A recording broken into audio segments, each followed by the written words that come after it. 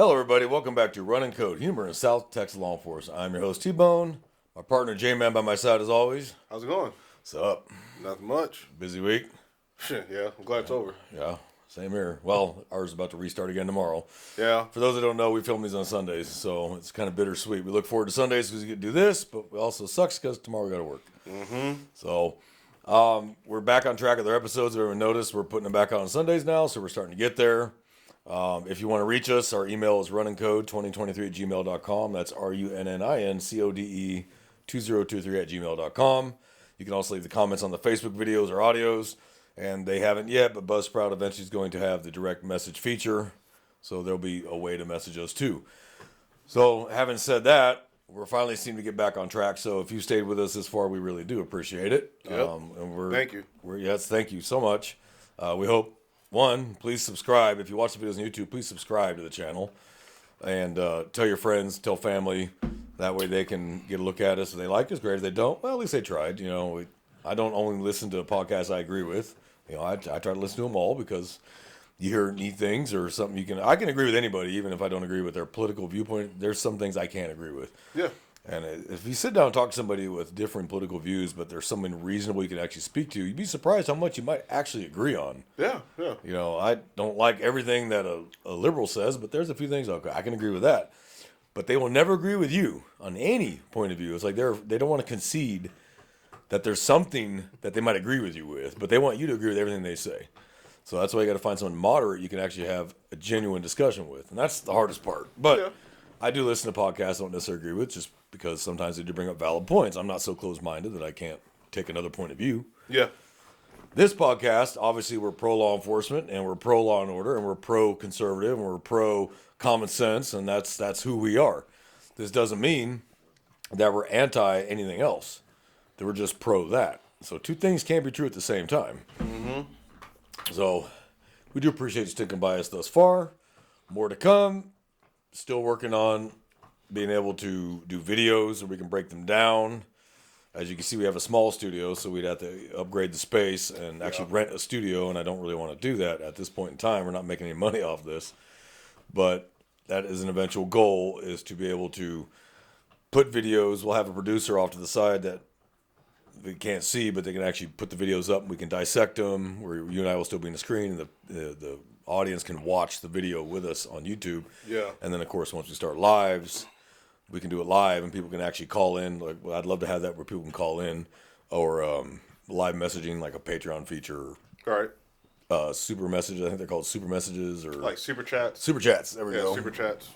We're not trying to get money from y'all because we want to fund a lifestyle. Super chats, the money will go for what we're doing here, which is getting guests. That's another eventual goal, is to actually be able to have a guest speaker, like officers or it could be civilians too. You know, somebody that you might want to hear from, and maybe they got a story that they want to share or tell. Maybe elected hopefuls that want to run for sheriff or chief of police, or whatever. That's kind of the goal. These things are not born overnight, and they don't come easy. It takes a lot of funding. Funding's a big one because money makes the world go around. Yes, sir. And then it takes a lot of planning. And then you live a long way away from here. So it's not quite as easy as you just live in the same subdivision, pop around the corner, we get it done. So Right. This stuff takes coordination, time, and money being the biggest one. So if we start doing the super chats, the money's going to go towards growing this podcast. That is what it's going to go towards, is growing this. It's not going to be an income for myself. It's not going to be an income for J-Man. It's going to be to grow this, to eventually get bigger. You look at some of the biggest podcasts now, look how they started. Yeah. They started small in a bedroom with a camera, maybe two people, maybe one, and now they're these huge platforms where guest speakers and lives, and there comes a point where, let's say I decided to retire because I got 2.5 years and I can hit that button. Yeah. You got some time left, but I could do this 5 days a week, because I'm retired, nothing else to do, and I want to keep myself busy because otherwise I'll just sit and play with my dick all day and drink, and I don't drink, so you notice I didn't say I don't do the first one. But the work keeps me from doing that. Mom said to keep doing it's going to fall off. Well, it hasn't fallen off yet. She also said if you keep wearing boxers, your dick's going to hang down to your knees, and she's a liar. So, speaking of that, my mom will actually be in town here, and she wants to do an episode. So y'all may get to meet the woman who spawned me. So I won't say birthed me, I'll say spawned. So we got things coming down the road.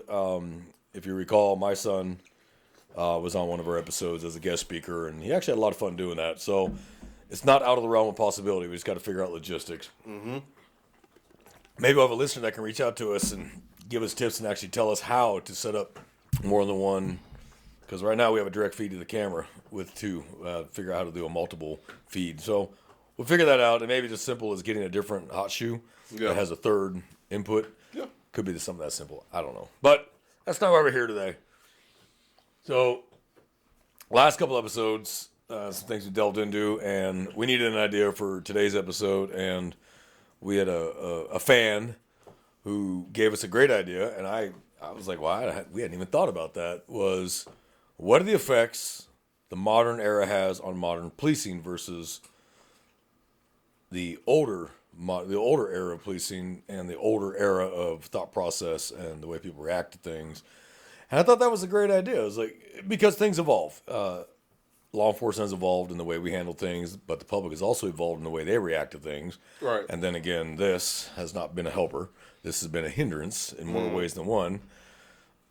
So I thought it was a great topic, was how does modern public, modern people, modern thought processes, modern conventions think, and how does that affect modern policing? Yeah. We can agree crime hasn't changed. No. Criminals are criminals. They break the law. They hurt people. They steal things from people. Assault, car crashes, whatever it is. The crime has not changed. And criminals haven't really changed. It's the rest of the public that has changed in their reaction to criminals. Yes. So when I was growing up in the 80s, we held people responsible for what they did. You did it. You're the one responsible, not mommy and daddy spanked me, not my teacher was mean to me, not a girl didn't like me. None of that bullshit. It was on you. And that was the older era of thinking, was personal responsibility and accountability. You fucked up. There was no outs being given. Yeah. There was no, oh, I'm so sorry that daddy used to spank you and mama didn't let you have her titty, she didn't breastfeed you, whatever. Bullshit psychology they come up with now to give someone an excuse and an out for breaking the law or killing people or hurting people. There's always someone that tries that route. I remember my mom used to beat the hell out of me, and you'll get to hear all about it when she's here. She used to beat the hell out of me, but I learned respect for adults. I learned personal accountability, and I learned responsibility. I learned the only appropriate answer to an adult was yes sir, no sir, yes ma'am, no ma'am. Those are the appropriate answers. That's it. There was no but. But and mom were two words you didn't put together. But mom, join them at your peril. Now, today, it's parents, and I'm going to blame parents. It's going to start with parents. Oh, my daughter has a voice. To an extent. But your job is still to raise a productive member of society that upholds the law, that takes accountability, that listens to those in charge, listens to their elders. Now, because everybody has a voice and wants to be heard, oh, my 6-year-old, this hurt her feelings, so I stopped doing it. Well, who's the fucking parent? You do what's best for your child. And in time, your child will understand that. Your child will be like, okay, I get that as I become an adult. Like, I may not have agreed with anything my mother did. I may not have agreed with everything my father did growing up. But everything they did was to make me a productive member of society. That's why they did it. Right. My mom didn't particularly enjoy beating my ass. My dad probably didn't enjoy having to put his hands on me. But they did it because they knew if they didn't do it then, they were going to pay the price later. Yeah. And the price would be me in jail, me constantly in trouble, can't hold a job, no respect for authority, no respect for adults or elders. And as a parent, your job is to instill those things in your children to turn them into those members of society. But this modern era of everybody has a voice and everybody's feelings matter and feelings matter more than facts and all that has caused so much problem in law enforcement because we know as cops that criminals have not changed.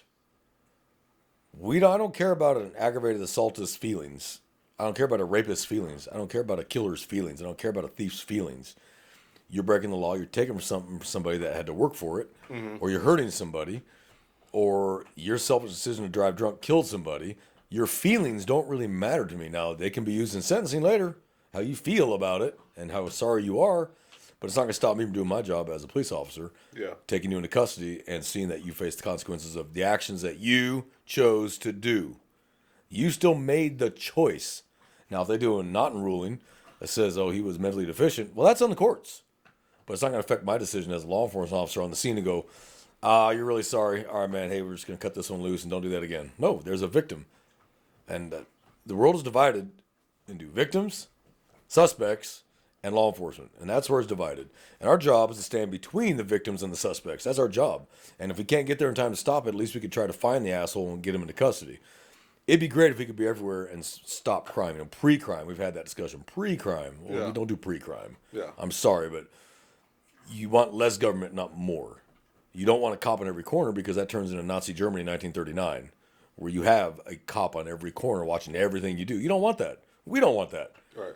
You have to have the ability to have freedom, but like we've said before, freedom comes with a cost. The freedom not to be overgoverned comes with you have to have the self-responsibility to govern yourself Yeah. and protect yourself.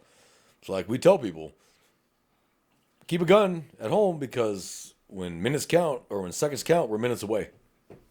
We'll get there as fast as we can get there, but physics are physics. And if I'm 5 miles away, even doing 100 miles an hour, I'm not going to be there within a couple minutes. So you got to defend you until I can get there, or you can get there, or brother officers and sisters can't get there to stop it.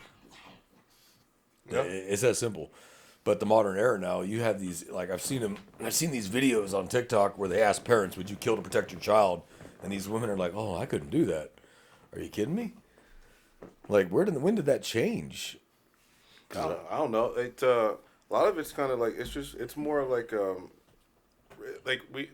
the solution is not like punitive. Like it's the idea that there's a rehabilitative solution to everything, and there's some suspects that they know and they take advantage of that. There's one the guy, he got sentenced to I think his charge was an ag rob or something like that.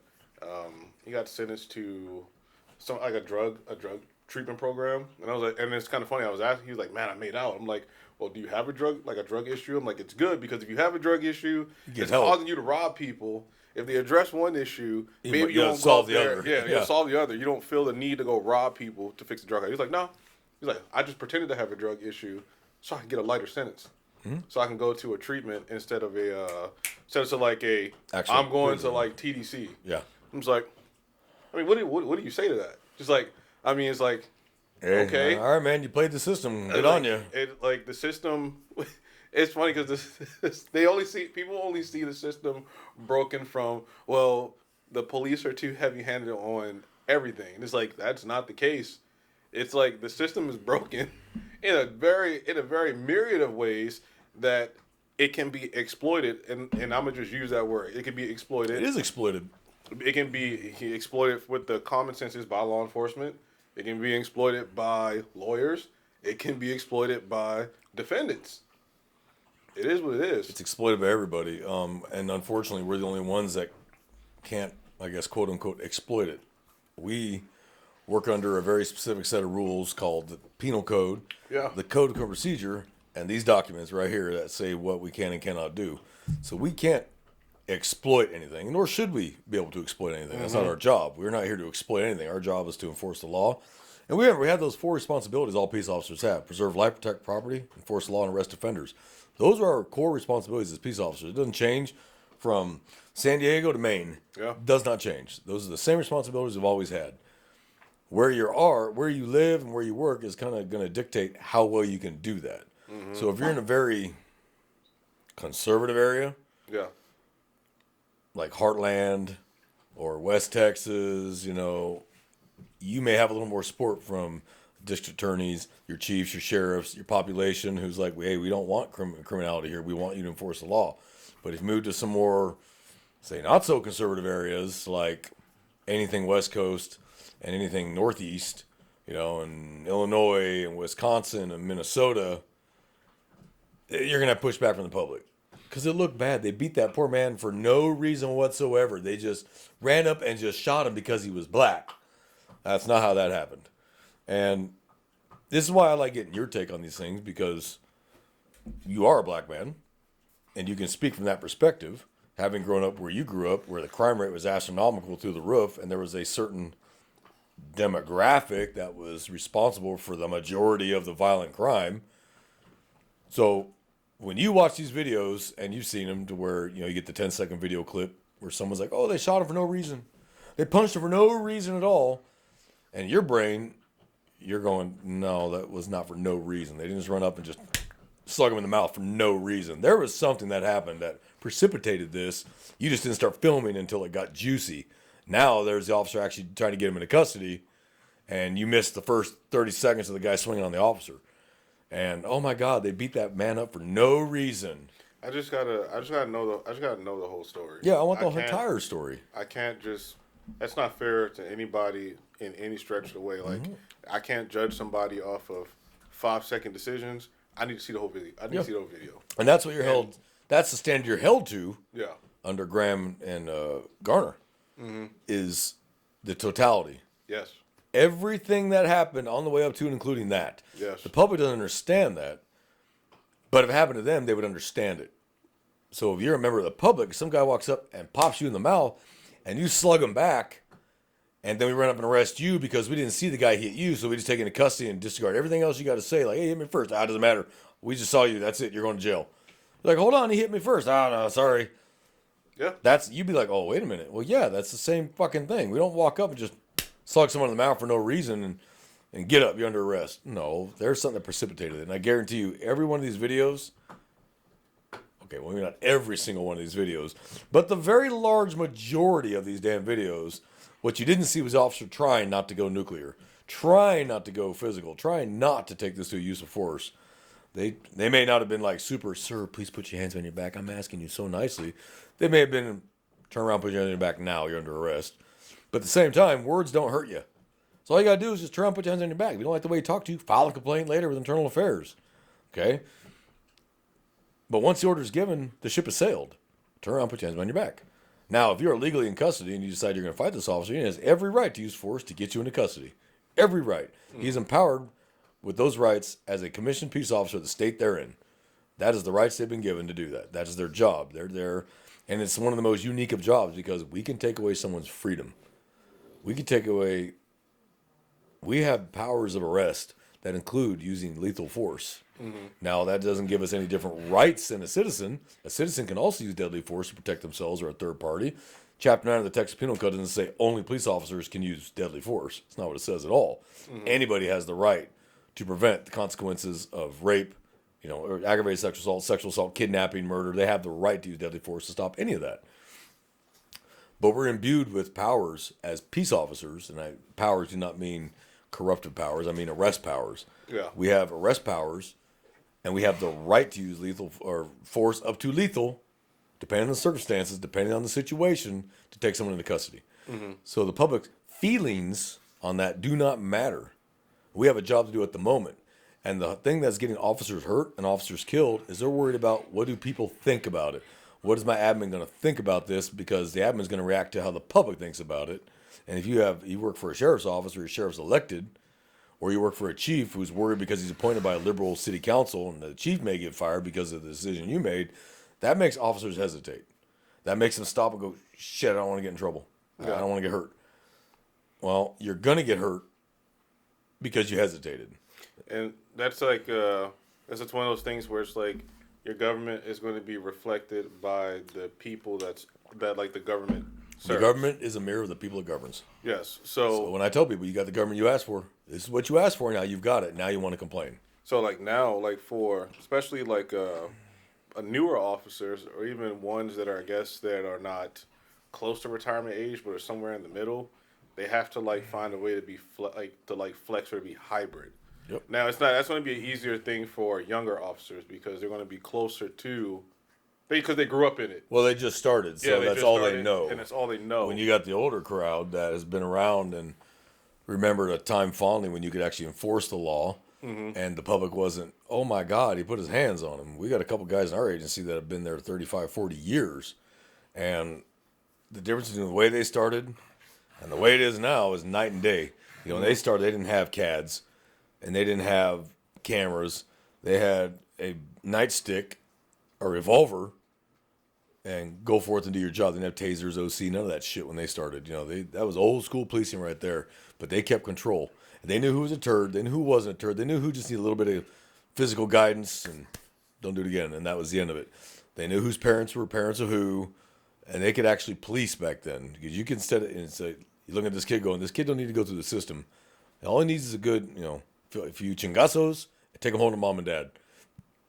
And probably solved a lot of problems that way and didn't put people in the system that didn't need to be there.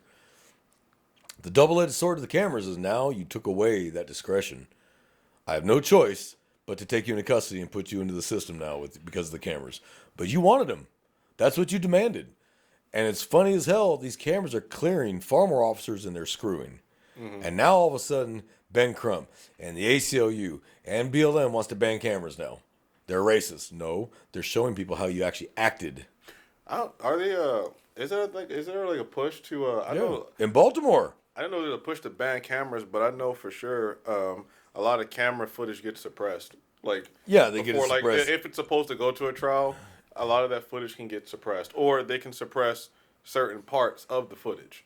Yeah, they suppress it, but you can't suppress it all without cause. Yeah. So you have to show the judge in the suppression hearing why this footage should not be played, because the prosecutor is going to want it all played. Oh, no, that's how he's acting.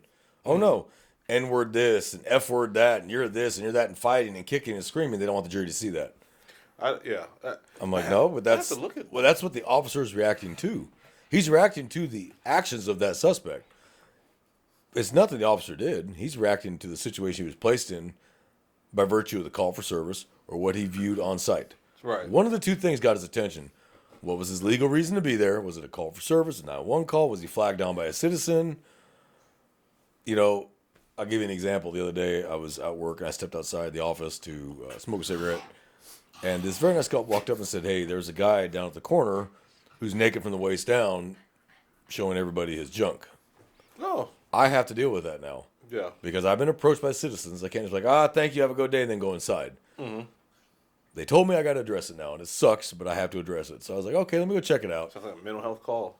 No, it wasn't mental health at all. Oh, was it? No. Oh. No, this guy just didn't give a shit. Oh. So I walk over there, and there's a guy in a wheelchair with his pants down around his knees and his ding-dong hanging out for all the world to see.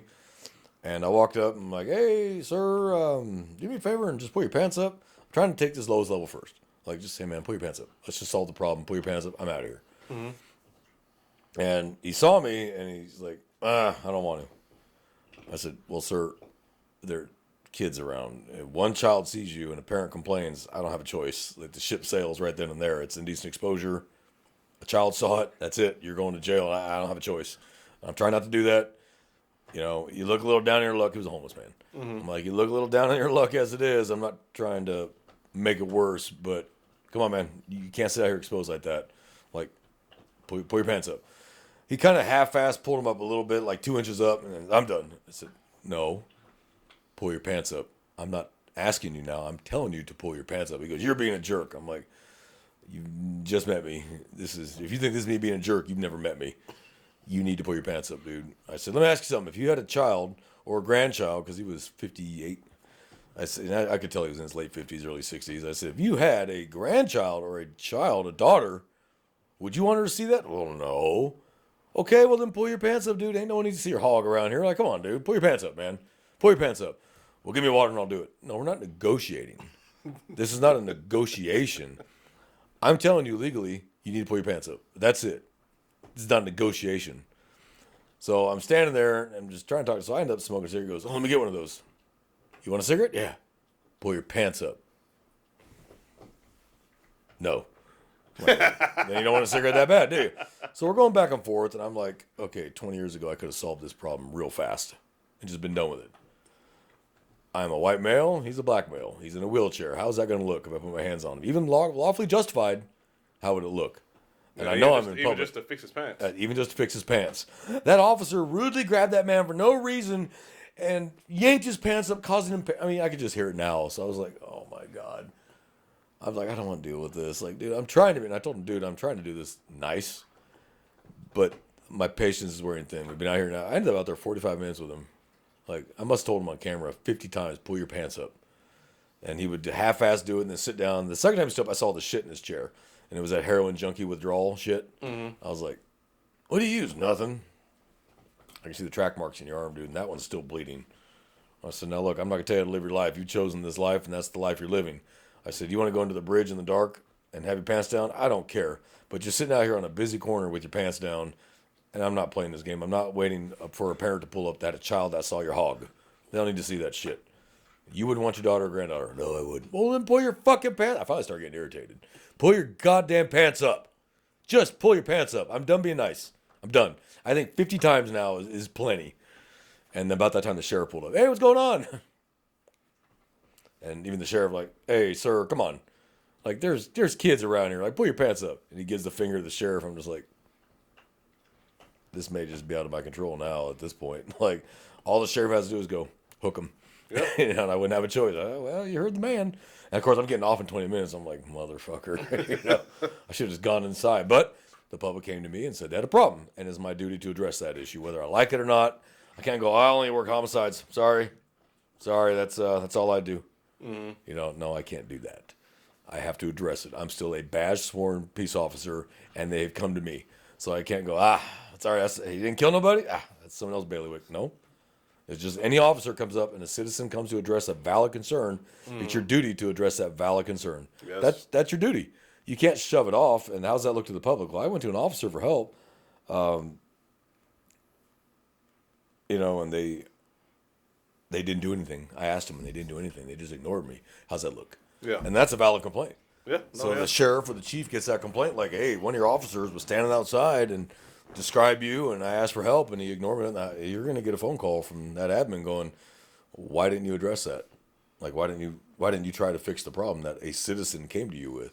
Well, it's not my bailiwick, sir. I'm homicide, or I'm property crimes, or I'm community policing, or whatever it may be. And the sheriff or the chief would be like, well, you're a peace officer, and you represent this agency. Mm-hmm. And at the end of the day, you do represent that agency. The patch on your arm, the badge on your chest, or the badge on your belt, wherever it's at, is a reflection of your agency. And your conduct is a reflection of that agency. Yeah. Now, so let's talk about that scenario, modern versus the old way. The modern era says I should tell you 50 fucking times to do something. I should give you 50 chances to do it. I should give you even twice as many if you're a certain demographic. I should do everything in the world not to have to put my hands on you because somebody may be across the street with a camera going, oh, for no reason at all, he jacked up that poor man. Negotiations? Yeah, they want us to negotiate everything. Yeah. And I'm not going to negotiate. I can try. Like, if I had a bottle of water, I would have handed it to him. It was a warm day. I would have handed it to him. Here you go. Right. But I didn't. And I'm not going to leave him there. Go inside, try to find a bottle of water, come back out, here you go, and then watch me go, I'm not doing it. No, you want something from me? You got to give to get. Right. So, like, he wanted a cigarette. Okay, I'll give you one. You got to put your pants up first. No. Okay, well, that's not the deal then. We're trying to make a deal here, and I'm trying to work with you, but you're not working with me. Did you eventually end up pulling his pants up? I called EMS. They came and took him away. See, like, this is just this is the ridiculousness of that situation. It's just 50 minutes for... Because what would I have done 20 years ago?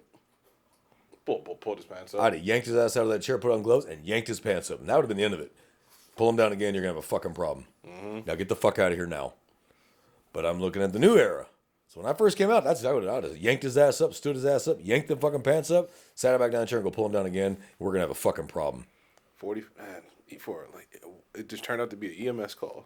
Like, what I did was I asked him, yeah, medical problems? I had a heart attack a year ago. You got cardiac issues. Are you diabetic? Yeah. Ding. Start me EMS. EMS pulled up, and they were irritated to be there. They were not happy. And I was like, well, I got to check his welfare. He's still a citizen. And they ended up transporting him. Like, what do I do with his wheelchair? Not my wheelchair. And I just walked off and left it there. It's covered in shit. I'm not touching it. Oh, yeah, no, I am not touching it. They can't put that on an ambulance because they won't take them to the hospital anyway. They'd get rid of it. They get rid of it anyway. Yeah, they'd get rid of it anyway, yeah. It's also a biohazard. Biohazard, yeah. To anything, everybody.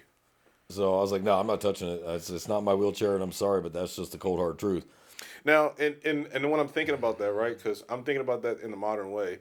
In a way, you did what is considered to be the I guess the more holistic approach to it. So, hey, I applaud you. I mean, you did the holistic thing, which is spend 50 minutes trying to convince a man to pull his pants up when that should be the decent thing is to, hey, pull your pants up. But he gets a pass because he's homeless. So and he gets a pass for certain demographic reasons. I don't even want to touch that. But I get you. But that is the reality that we have to deal with now. Is that I get it. The demographics of what you have to deal with too can also dictate how you do your job. No, Now, I you mean, and I know as well as I do that race has nothing to do with us enforcing the law or how we enforce it at all. I've met white guys that were so screaming, yelling, cussing, swearing, calling you names, and I've arrested black guys who were polite and calm and chill. I treat you how you're acting, not your race, not your religion, not your gender. I don't care about any of that. So, but you got to admit that we have to handle certain demographics a certain way these days because there's always someone out there who wants to make noise. Ben Crump, I mean, you know, is a I prime example. I do understand like when you react with different cultures in the city or jurisdiction, yeah, you kind of gotta like, I mean, you can be blanket one whole way, right, when interacting with them, and it'll get you mixed results. But I can see being flexible to certain demographics and cultures because you have to. You have to, and because I obviously I recognize it. It's You just so uncomfortable to talk about. but it's Like, okay. But that's it's the like- thing. The things, it's the crazy. things that are uncomfortable to talk about are the things that need to be discussed the most. Mm-hmm. Honestly, those are the things that affect everything we're doing the most.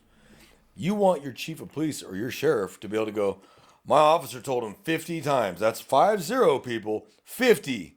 So I think 51 is getting excessive because honestly, 50 was 49 too many. Yeah. Pull your pants up. Dude, that should have been the end of the conversation, man. Pull your pants up and then, call it a day, man. No, 50 fucking minutes. And I'm like, well, I know how I would have handled this 15 years ago. 50 minutes for 50 times. That's crazy. Yeah. So that's what I'm saying. So the modern Yeah. era, how does it affect modern policing? No, yeah. We have to actually be concerned about things that we should not really have to be concerned about. I should Yeah. not have to worry about your race, your religion, your gender. None of that should come into play. What did you do and how are you acting when I give you lawful orders? Yeah. That's all that matters. Now that one, he could have very easily pulled a weapon on me. He could have very easily had a knife, very easily had a gun. Yeah, there's some ways that could have gone south. I kept my distance every time he went to stand to pull his pants up, and he noticed it too. Every time he started to get out of the chair to try to attempt, so to speak, pull his pants up, I'd back off about 4 feet and give myself some kicking room. And he saw it too. I was like, I'm not stupid. I'm not gonna stand right over you as you stand up on me. Like, no, and he wouldn't show me his left hand. He kept it under his shirt the whole time. So I stayed on this side of him. We'd have to actually turn his whole body. If he had a weapon, he'd have to turn through the shirt, and I'd see it. So I stayed keeping a position of advantage over him.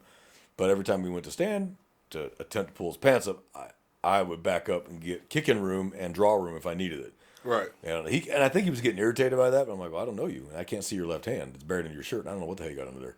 And I asked him, do you have a problem with your left arm? Does it hurt? Do you have an injury? And he just wouldn't answer the question. And he's like, you need to get out of here. I said, I'm not leaving until you pull your pants up because I don't want to walk off and then come back out because you flashed your ding dong to a 6-year-old and mom's up here screaming at us now. And then you are going to jail at that point. I don't care what you do or say at that point. You're going to jail because this footage will show it. Right. And I tried. And that's the thing. I would have had to negotiate like that crap 15 years ago. Yeah. No. Pull your fucking pants up. That's it. You ain't getting the second one. Nope. Zah! Now they're up. Pull them back down, see what happens. Pull them back down, now you're going to jail. You're hooked. We tried. And I can justify that to a jury. And I can justify that to the public. Like, it's not reasonable for a person to walk around with his dick hanging out in public. That's not reasonable. Yeah. Every reasonable adult knows, and even children, you don't expose your genitalia to the public. And everyone knows it's against the law. They may not know the name of the code, Yeah. but they know it's illegal. Right. There's a reason you have to cover up breasts, genitalia, buttocks. There's a reason for that. It's public standards and decency. Yeah. So now adults, if they complain about it, I'd be like, hey, look, you've seen a tallywhacker before. Get the fuck out of here. But child is different. Yeah. One child sees that ship Game sails. over, yeah. That ship sails. Yeah. So finally EMS took him, and I was like, at that point I just left. I went home. Okay, I'm out of here. But I was getting ready to go, yeah, start me a case unit. And I was literally right in front of the jail, so I could have just walked him into the jail from the front. But I was like, start a cage unit. He's covered in shit. Like, he was covered in shit. I'm like, nah, I'm not. No. I have no gloves on me. I'm not going hands-on with this guy. And I can justify that, too. If he'd got stupid, I'd have kicked him. I'm not putting my hands on him. He's covered in feces. I'm not touching that. Yeah. Urine is one thing. Urine is still, for the most part, fairly sterile. Sucks, but it's sterile. But feces and blood, no. Oh, yeah. No, I'm not putting my hands on that. So if he'd have gotten stupid, I'd just kicked him. I'm sorry, but that's the realities, and I would have justified that. Absolutely. He's covered in feces. I'm not getting hepatitis from this man. Not happening. Yeah. And he didn't look all that healthy to begin with. And then he's got the sores on his arms from needle use. No, I'm not putting my hands on this man. If I absolutely don't have to, I'm not going to. the public era should probably think that I should. Oh, come on, sir. Let me help you up. Here, take my hand. Honestly, it's like probably they would just leave alone. Just leave. Well, him they with would his have said, pants "Oh, off. he's not hurting nobody." Yeah. Okay. Like that. But even the staunchest liberal is not going to expose their child to a man with his dick hanging out in the corner. Even the staunchest liberal is not going to want their child to see that. I wonder if they want to. Yeah, the homeless. Oh my gosh, the homeless problem is just it's freaking bad. Okay, but here's the thing. No one wants to address that. Nobody tells them no. except us. Nobody tells them no. Yeah. And because nobody tells them no, when you do go to tell them something, they just don't care. Right. What are you going to do to me? Now, true, what am I going to do to you? You are homeless, so there's probably not much I can do to you. Mm-hmm. But there is a minimum public order and public decency that it needs to be maintained. Now, I don't have problems with the homeless. I get along with them. I have no issues with them. In fact, you get great info from homeless. Mm-hmm. But there's a limit to that. And your dick hanging out in public is a limit. I think there's because the term homeless, right, has been deemed as a kind of like offensive. It's degraded and offensive now. I can't remember. I don't know. I can't remember the term is supposed to be housing deficient or like housing. Like I want to look it up now. Housing deficient. Because it just made me laugh when I thought about it. Like they're trying to make every single thing an offensive term. I'm like, it's not. I'm sorry. They're homeless, and they're homeless by their own actions. Whether it was drugs or alcohol, they're homeless by their own actions. You know, there's a million ways out, and they don't want to take them. That's right. It's unhoused. There's a couple: unhoused, houseless, or undomiciled. Undomiciled. Okay. You know what? You just sounds. You know what? That's not. That just sounds stupid. You Stupid. I'm gonna put that in a report one day. So let's look at such and such informed me that he was undomiciled. And I like that. That is the term now. Apparently, I'm behind the times. That's the term. That's one of those highfalutin words you use in a report to your sergeant, and they kick it back because it's like, well, what the fuck does this mean? Too many syllables. What does that mean? Write the report like a normal person. The effects of the modern way of thinking on law enforcement has killed our effectiveness so greatly. It has gotten officers hurt or killed in record numbers because they'd rather try and de-escalate than just solve the problem with a good right cross and end it now and be done with it. Sometimes people can benefit from a punch in the mouth. Sometimes that's all it takes. I'm not saying that is your first response. I'm not saying walk up and slug them in the face right off the rip. But as soon as they bow up on you and as soon as they ball their fists, lay them out. I guarantee you the problem is over. You just solved it. He's on the ground going, what the hell? Because he thought you were going to stand there and go, sir, don't do that. Sir, don't do that. Sir, don't do that. Instead of the minute he balls his fist, it's done. Mm-hmm. Put your hands on your back now. You're going to get another one. Yes, sir. And all of a sudden you hear yes, sirs. You cuff him. You good? Start EMS. Get him checked out. Off to the jail we go. Problem solved. He wasn't hurt other than a distractionary blow, to stop this shit. But if you sit there, and that was the old way of doing it. Just the minute he balled his fist or squared off with pre-assault indicators, drilled him. That was it. No one got mad at you. No one threw a fit. Sergeants didn't throw a fit. IA didn't throw a fit. They called it a day. You ended it quickly. And you justified and articulated it with pre-assault indicators that you could articulate and verbalize or write down that he was doing X, Y, Z. I knew that the time for talk was over. Because there's a time to talk and there's a time to get it on. The time for talk was over. Let's get it on. Now you can go up and down in your use of force. Yeah. You hit him and you knock him down. He's staring at you. Now roll your ass over. You're getting another one. They roll over. Yes, sir. Sorry. And you cuff him. Wow. All of a sudden he learned yes, sir. And he learned obedience. Mm-hmm. Problem solved. But now they've gotten so bold because they know most cops are going to go, sir, stop, sir, stop, sir, stop, sir, stop. That they know they can run you over. And it's not that the officer can't fight or defend themselves. The officer's like, I ain't going to jail over this. Yeah. Because I threw a punch before he hit me first. Officers, you don't have to be hit first to fire. You don't have to be punched first before you can put your hands on somebody. There's nothing in the law that says you got to be hit first. Yeah, I think fire with a punch. I didn't mean with a weapon. Yes, let me specify that before someone goes, "Oh, T-Bone told me I could shoot him." It's not what I said. Punch, not fire. I meant punch. Fire a right cross. Yes. A shot to the chin, a jab to the chin. Like a fighting stance. Don't take a punch to deliver a punch. Yeah. Yeah. You don't got to take a punch first to deliver a punch back, and that's you get the guy hits you just right and lays you out. Now he's got your weapon, your radio, your gun belt, and your car. And if he doesn't kill you, you're going to wake up without your duty gear and your car's gone. And now you're trying to tell dispatch, hey, I just got knocked out. I have no idea where my car's at now. Hopefully, most cars have GPS now. They can find them pretty rapidly and shut the radio and the CAD down so it can't be used. But still, why? Because you're so worried about getting in trouble.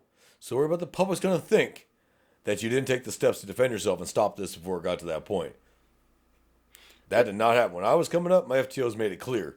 They square off on you, you knock their ass down and be done with it. And that's how we did it. And we articulated it, and I never heard a fucking word. I will tell you, legally, officers get more trouble trying not to use force these days than actually just using force. I'm not saying stomp their head. That's not what I'm saying. But if you articulate it, you give them that good cross and it knocks them down, you cuff them, and you articulate it, you'll never hear a word about it. Yeah, there's like some, I don't know. I know a big thing is like on fitness, like like a lot of things on fitness is like, well, we're using X amount of strikes because of fitness, or not enough training when it comes to like how to properly subdue somebody. Also, because that's like when I watch some of the use of force videos and I'm seeing complaints. It's like, well, why does so many officers show up? And it's like, well, why are they using so much force to like get a guy under control? First of all, it's not easy to get a human under control. No, when they're trying, if you're not trained, it's a hell of a lot harder. Right, when you're trying to get away, you like get away, and when one's fighting you, it's not easy. Two people can't. The average two officers, let's just say they're both male, or we can say two female officers, average size and height, whatever that may be, whatever. They're trying to take the same individual, like the same, let's say, average 6 foot male, 190 pounds. Two males, two females. They're going to struggle having the same time getting that person into custody if they're both untrained. Mm-hmm. The level of force is more than likely going to escalate because of that. You got fatigue, all the gear we wear, fatigue. It's going to happen quicker. Conditioning, if you're not in the best condition. Like all these things. In fact, you're going to have to use more force with more people. Yes. Because you weren't in shape or didn't have a good understanding of how to subdue somebody by yourself. And like for modern, like and always to the modern eye, that's always going to look bad. They won't come in and help you, but they'll just film it. But they'll film it and then try to give you 20 critiques on how you did it wrong. Right. But like, if you are an officer that is capable and confident with your own abilities, and you've taken some, say, MMA, some jiu-jitsu, it doesn't look as bad. You get them down on the ground quick, get them subdued fast, get them cuffed before the cameras start coming out. Even if it does come out, there's nothing to see. But it doesn't look like it's like, oh my God, you're not throwing elbows into their face and 4 officers piling on them, hitting them, where that looks horrible. Because officers don't have confidence in themselves anymore by themselves. You'll see officers go to a taser real fast. It was pretty rare I pulled a taser. I like going hands-on. I preferred that because I'm confident in my abilities. I'm not a big guy. I'm not 5'4". But have you ever doubted I couldn't take care of myself? No. Never single doubt. Because I'm confident in my abilities. I'm confident in my capabilities to handle business. Do you think that's another issue? Like, is yes. Every modern era police has made officers less confident? Yes, they're less confident in their physical abilities, and they're taught to utilize those intermediate weapons quicker. I'm like, well, a lot of things go wrong when you use intermediate weapons. A taser is not always effective. Baton just looks horrible, even though you can use it legally. Articulate it. Baton just looks horrible. If you use the nerve in your leg? Oh, that strike, you put them down quite fast. UFC fighters, when they kick that area, yeah, and you'll see the whole leg their collapse. legs buckle. Like they can't stand on it no more. No, and that's the whole point. You put them down. That's why there's certain, like when I'm teaching firearms cadets, the old 2 to the chest, 1 to the head drill for body armor, we added 2 more shots. Well, not we. The head instructor added it, which I was like, okay. But after shooting, I was like, oh, that makes sense. So you 2 to the chest, didn't slow them down, 2 in the pelvic girdle, and then the 5th one to the skull. Okay. Oh, the pelvic, that makes sense. But you break their pelvis, doesn't matter how big and strong they are. Your pelvis can't support your weight anymore. You're going to hit the ground. Mm-hmm. Now that gives you time to step back. Now, obviously, you pull the trigger because there was something lethal going on there. Right. But maybe breaking that pelvic girdle gives them a chance to hit the ground, drop whatever they're holding, and then go.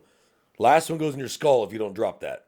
Mm-hmm. If you have that kind of time. Every situation is different. I'm not saying let him shoot you while you're going, sir, 1 more. No. Okay, yeah. Every situation is different. But now they teach 2 to the chest, 2 to the girdle, and 1 to the head. And that last one was like, last chance. I tried. I really did try. And I think that's kind of the thought process is you could say to a jury confidently, I tried. Even with a lethal threat. I tried. Like lethal threat present. Yep. Yeah. So But every situation is different. Yeah, very fluid. Yeah. And they change. Again, OODA loop, the conditions and factors can change second to second. So you can go up, you can down, go left, go right, fix the problem, whatever the problem might be. And if you don't have to put another round into them, great, don't.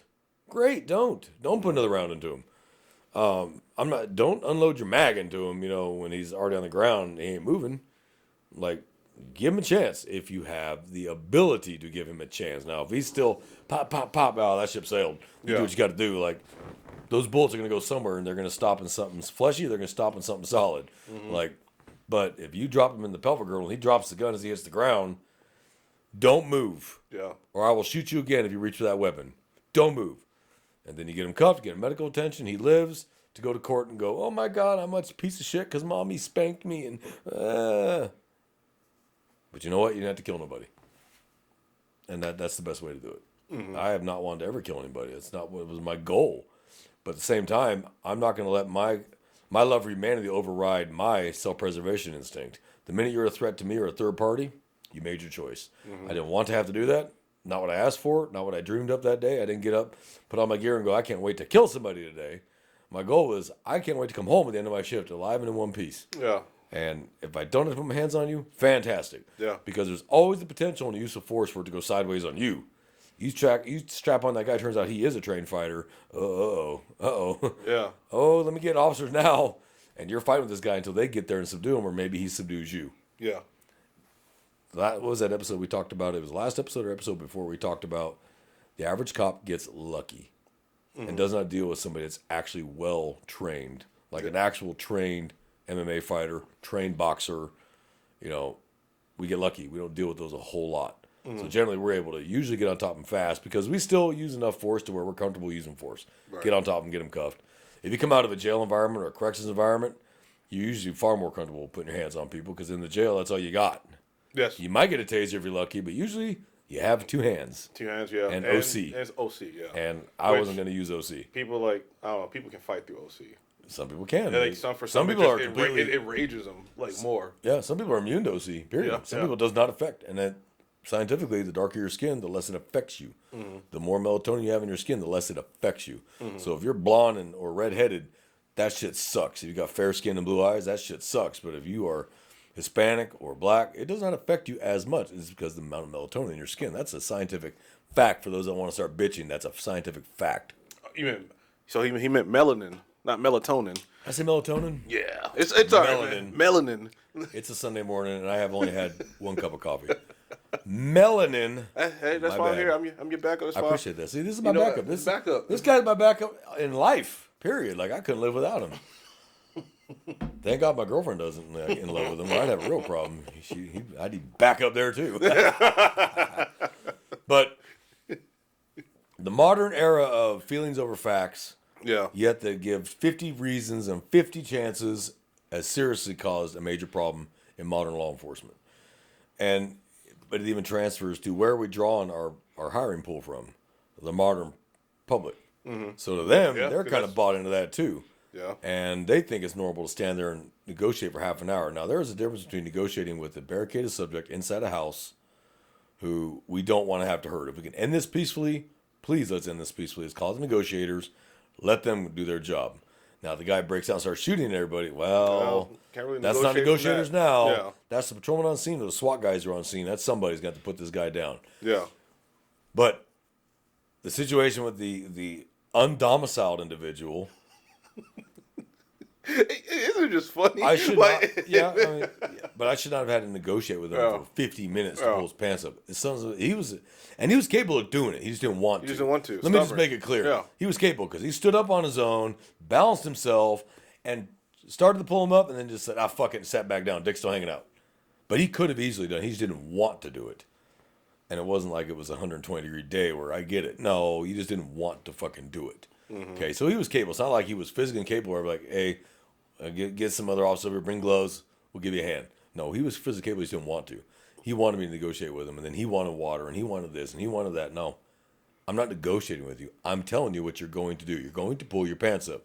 I'm saying please because we're in 2026, where I got to say please before I beat the stuffing out of you when I go to put you in the cuffs and you want to fight me. Okay, I didn't come on with please. Please wasn't a word we used a whole lot. I might say, please step out of the car. I mean, you don't. I'm not saying please step out of the car again. Right. The second one is get out of the car. And third one is I'm pulling you out of the car. And I'm sorry you don't like it, but now I'm going to put my hands on you. And all you had to do is just get out of the fucking car. But they want you to ask them 40 times.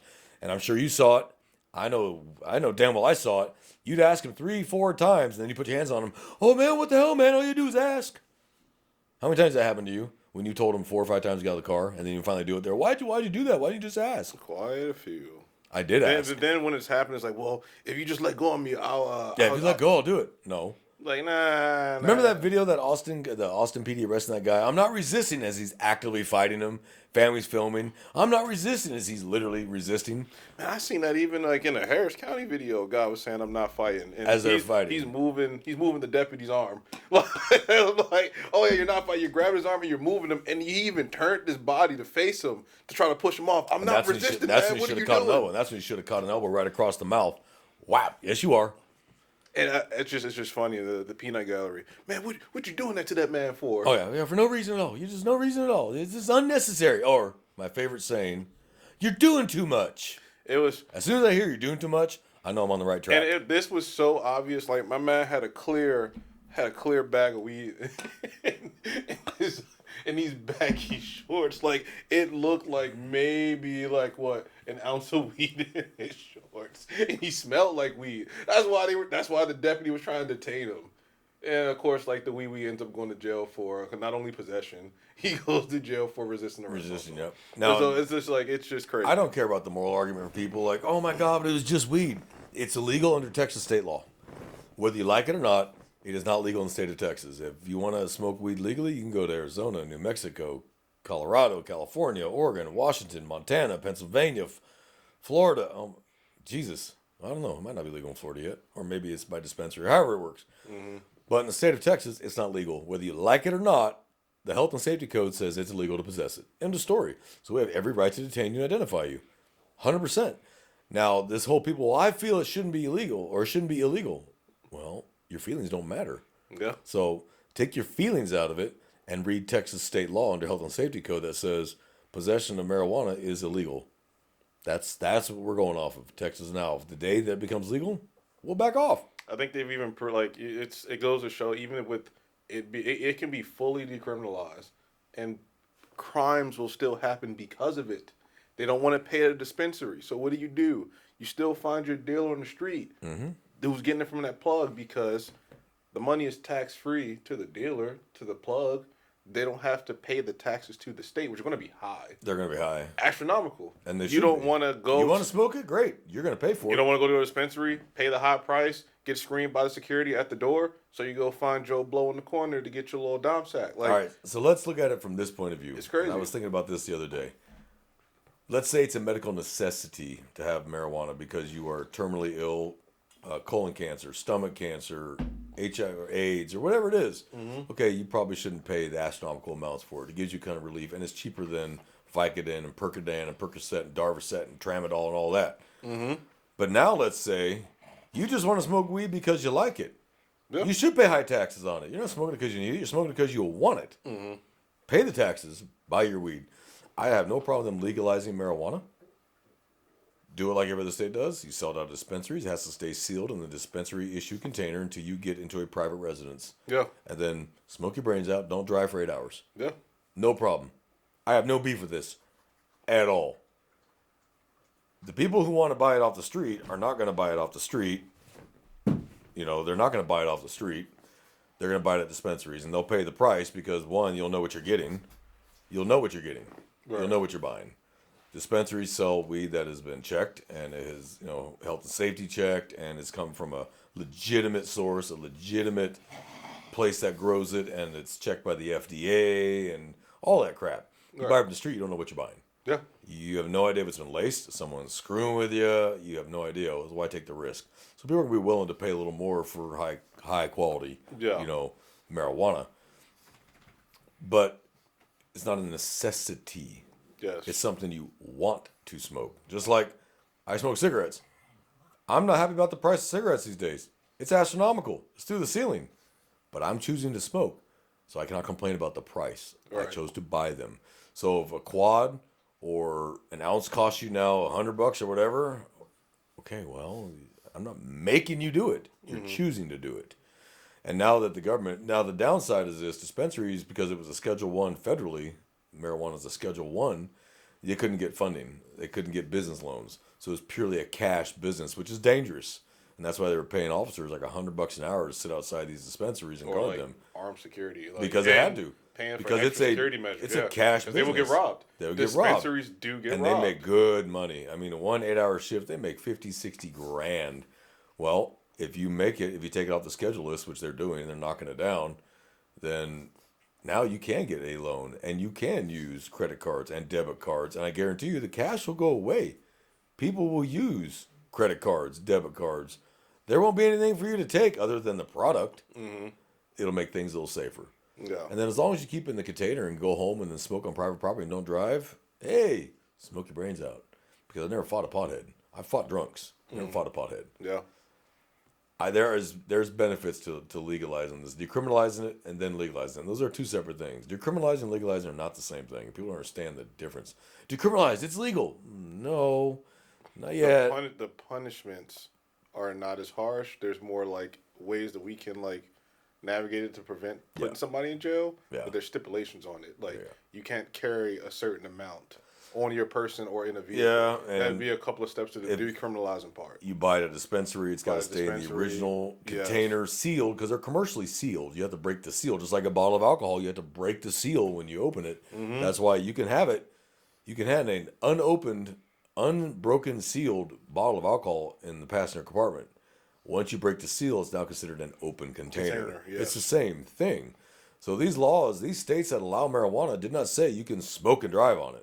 Yeah. Not a single one has said that. None of them has said you can leave with just open marijuana. So you pull someone over in California, they just got a baggie of Maui Wowie. That's still illegal in California. It's not from a dispensary in a dispensary container. So still not legal to possess that way. And it gives them the right to detain you and deal with that. So pack the shit out of it. Open dispensaries. Let them pay state taxes on it, business taxes, federal taxes. I guarantee you it'll be a multi-billion-dollar industry in the state of Texas when they make it legal. I don't smoke marijuana. I never have. I've never tried it. Don't like the smell of it. But I'll tell you right now, I will go in halvesies on a dispensary because that is a money maker.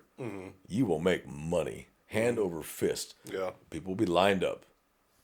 I have no problem with that. I may not smoke it, may not use it. It doesn't mean I'm not going to pay the money Yeah. to invest in a dispensary and make my money back in about 5 days. Yeah. And then everything else is profit and you split the profit.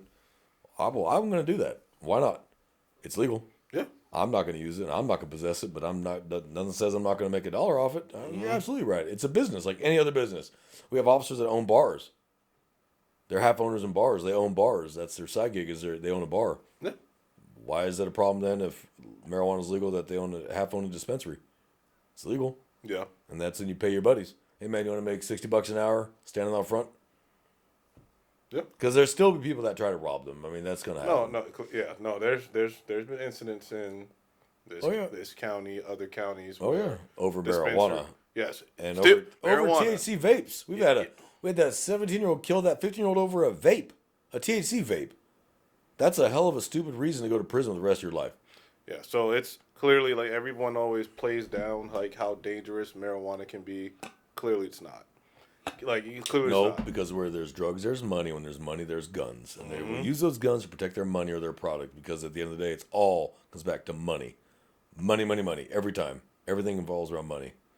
That's just the reality of the life we live in the world we live in. It's money, and it will always be money. If you make it to where it's done through dispensary and it's non-cash, like you get dispensaries where we don't take cash, purely credit. That would knock that down a lot. Yeah. And if you're making $50,000 a day, you can pay a peace officer or two $100 an hour to stand outside as armed security. Now, I went and visited California, and I'd never been inside a dispensary in my life. I wanted to check it out to see what they're like. Like, 'cause I know this stuff's coming here eventually. At some point, it's going to happen. Whether it's 2 years from now, 5 years from now, 10 years from now, it is going to happen here eventually. And now that they're criminally or federally declassifying it down to a Schedule 3, I think, it's coming. That's the first domino. It's coming. Yeah. I wanted to see what it looked like, so I went in one. Just check it out. There was a police officer standing outside, And I got to bullshitting with him, and I told him who I was, and I was just checking it out. Like, I've never seen this before. I just want to check it out. He goes, yeah, it's pretty cool. Check it out. How they set it up. It's pretty neat. I said, what are they paying? He goes, I make $100 an hour for 16 hours a week. On his days off, he's standing out there for 8 hours. He makes $1,600 in 2 days to stand outside the dispensary armed. So he made, what was that, $4,800? Mm-hmm. Don't make me do math, people. Well, you said it's 8 hours. $1,600. So he makes $600 every week. Every week. So Oh, 64. that's Sorry, nice. That's 64. nice. He make $6,400. Yeah, $6,400 a month. That's. Ooh. I'll work that part time all day long. And he told me, he goes, I get ass too. Lots of. He was single. He's like, you know how many women give me their numbers for just standing out here, they're potheads. Mm-hmm. I was like, our agency don't care because it's legalized in California now. He goes, my agency don't give a shit. Just don't have it on you. You don't smoke it. He's like, so it's no downside to this gig. It's a great gig. And he's standing there for 8 hours. He's like, I work 12 to 8, and another officer comes in here from 8 to 2. Oh, okay. I was like, man, that's not a bad gig. It's a moneymaker. And it would fund roads and schools and everything else. And hell, the funniest way to stick it to the potheads is that money goes towards pay raises for law enforcement and equipment. Hilarious. You see, I think it's a symbiotic, the circle of life. So, in essence, the modern era of thinking has created a tremendous strain on modern law enforcement. The criminals have not changed, but the public has changed. The innocent civilians have changed. And to an extent, a lot of our officers, as they come in from that era now, it's changed them. And sadly, it's getting them hurt. It's getting them killed. They're hesitating. They want to negotiate. They want to be everyone's best friend. Well, we're not here to be friends.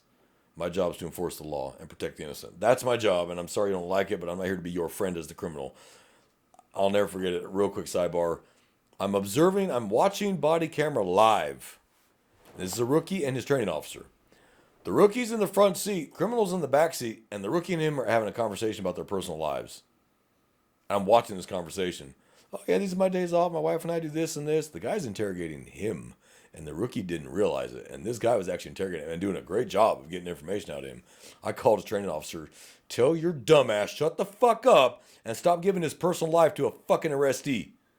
And he goes, hey, what are you doing? He goes, get out of here.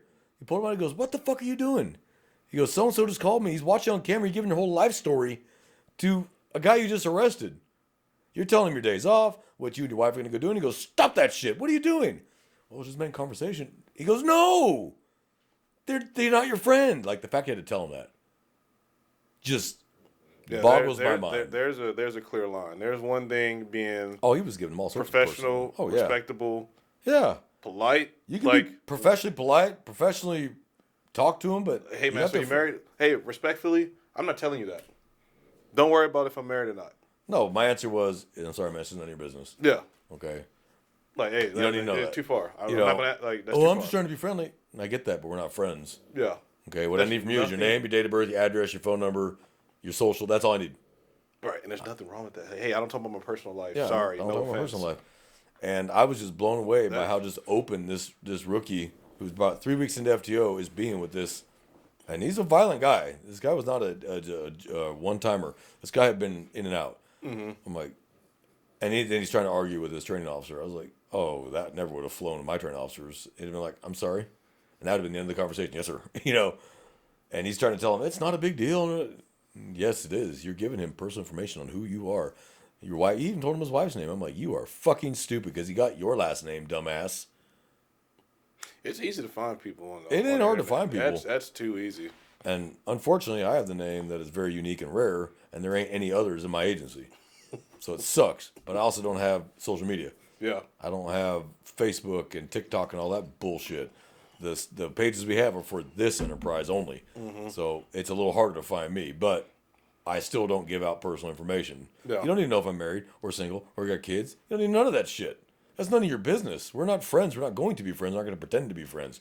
I can be professionally friendly without divulging personal information on my life that you don't need to have ever.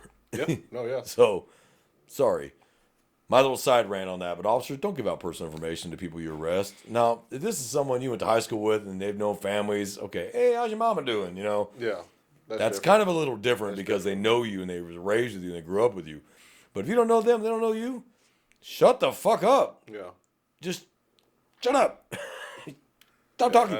Yeah. So be polite, but just say, I'm not, you don't need to know that. Okay. And just keep it professional. Don't talk about finances, your woman, your man, whatever it is, what kind of car you drive. You don't need to talk about any of that. Yeah, man, I drive a souped up. They don't need to know that. Mm-hmm. The world is large, but it ain't that large. Yeah. And you live in the local area you police. And there you run to him at the gas station. Now you got your wife and your kids with you. And he's got a bad attitude because while he was in jail, he lost his house or he lost his wife or whatever. And there you are. And criminals don't have the greatest self-control as it is off the rip. Yeah. Now he's going to lose his self-control, and there's your easy targets. Come on, guys. Use your brain. Be smart. Yeah. So that's my rant.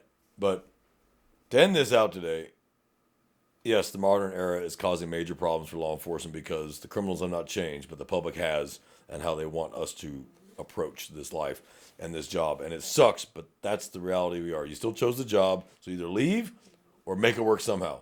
Mm-hmm. But don't be scared to do your job because of that shit. Do your job, articulate your ass off in your report, and 99 out of 100, you'll be okay.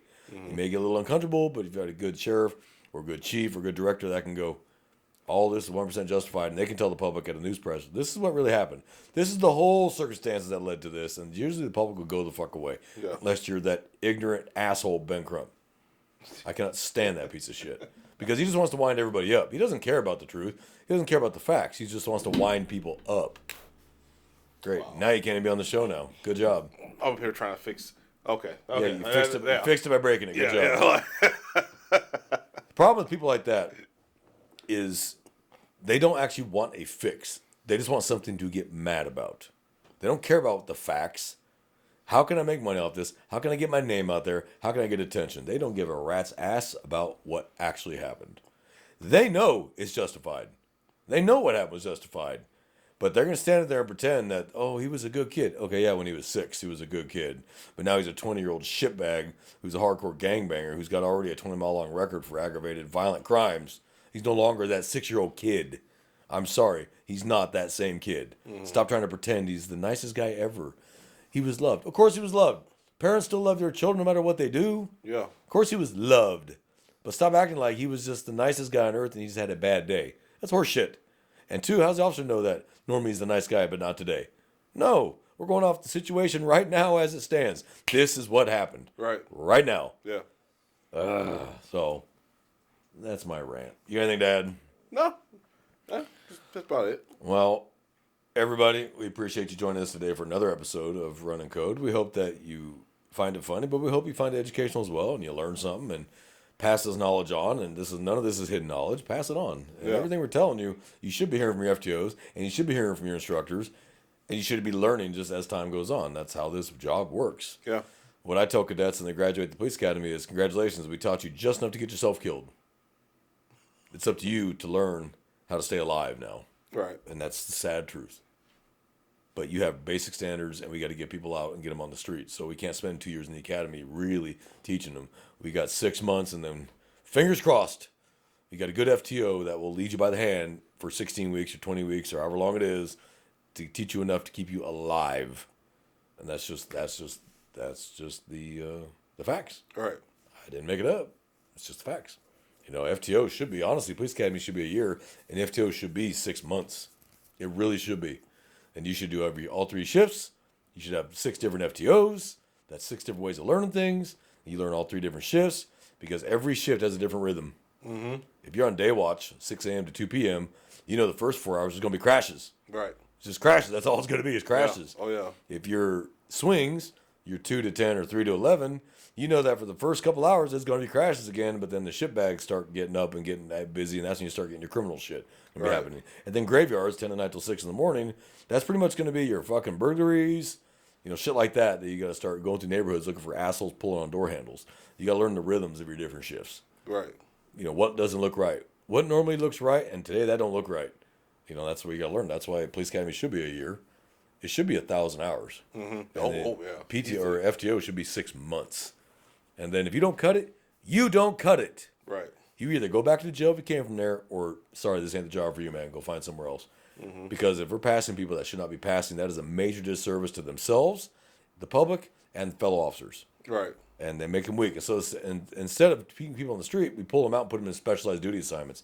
If you couldn't handle the street, How the fuck you gonna handle being street crimes? What the hell? That makes no sense to me. But that's another day. That's another topic for another day. So, well, we appreciate y'all joining us again this week. And remember, you can leave us emails at runnincode2023gmail.com. That's runnincode2023 You can leave us comments on Facebook, or I'm sorry, YouTube. Both the video and the audio, you can leave comments. Feel free to leave anything you want. Bear in mind, once you put it on as a comment, it's public view. Everybody can see it. We can make fun of you if it's something stupid. If you send us an email and you don't want us to divulge to the audience where you're from or your name, just let us know that. Not a problem. We'll honor that. Other than that, it's a beautiful Sunday. I'm going to go enjoy the rest of this Sunday and do something else. So, Jamie, you got anything to add? Oh, All right, guys. Well, we'll see you next week, and we hope you enjoyed the show. And pass on to your friends and family. And like always, be safe. And we're out of here. yep.